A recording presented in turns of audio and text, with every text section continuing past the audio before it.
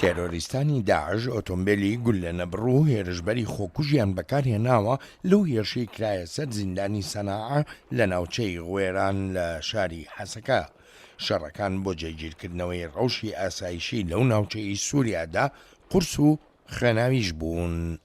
تخمين ما كسر إيرشكار جمارة وحشتي حتى صديق صدو الضحايا الجوري بيشارك ونها درجتك نهارش الضويجي بشكل يعني بتمامي هزن ما أوبراسيون هندروي تاخا ظهور ده دوده چرو پفچونه کیدنه جبر جه هر زیاده گواش نه خاطر ده بشارتیه لیل کلک اوی هنک مبنى انشاء الكلك زندان غويران هنا قولورج انشاء برمزنن قدور ده جواره وقت تحسينه کی باش هاتيه شرو پفچونشي قدمه وردتشي لەگەڵەوەشدا کە لێرە و لەوەی شاری حەسەکەدا دەنگی تەقوتۆک دەبیسترێ بەڵام سەرکردەکانی هێزەکانی سووریای دیموکرات جەخت دەکەنەوە لەوەی ڕەوشەکە بەرەو کۆنتڕۆلکردنەوەیەکی تەواوەتی دەڕوات.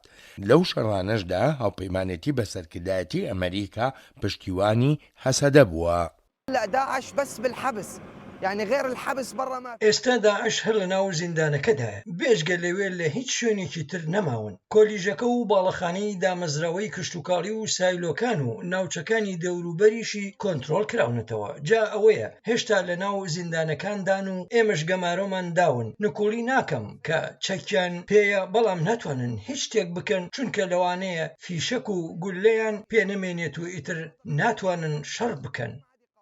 لەوەتای ڕووخاندنی دەوڵەتە خەلافەتیەکەی ئەبوبەکر البەغدادی بە هەزاران دیلی داعش لە ئوردوگاکاندا هێڵراونەتەوە.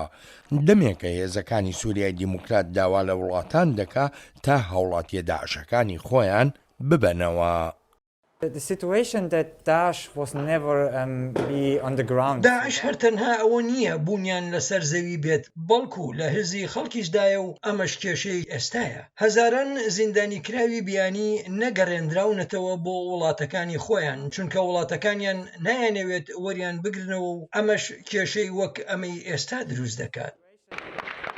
قەیرانەکانی ئەم چەند ڕۆژەی ڕابردووی حەسەکە گرفتی گەورەی بۆ دانیشتوان و هەروەهاش بۆ ئاوارەکانی ناوچەکەش دروست کردووە. ڕەوشەکەمان زۆر ئاڵۆز و ناخۆشە. چەند ڕۆژی ڕابردوو نەمان دەتوانی بچینە دەرێ. ژیانمان زۆر ناخۆشە وەکی ئەوەیە لە زیندان داینە نەخواردن هەیە نە ئاو هەیە منداڵەکان دەگرین شیر نییە نان نییە ئەوی بیرێ دەخۆینەوە چ بکەین زۆر بێزارین.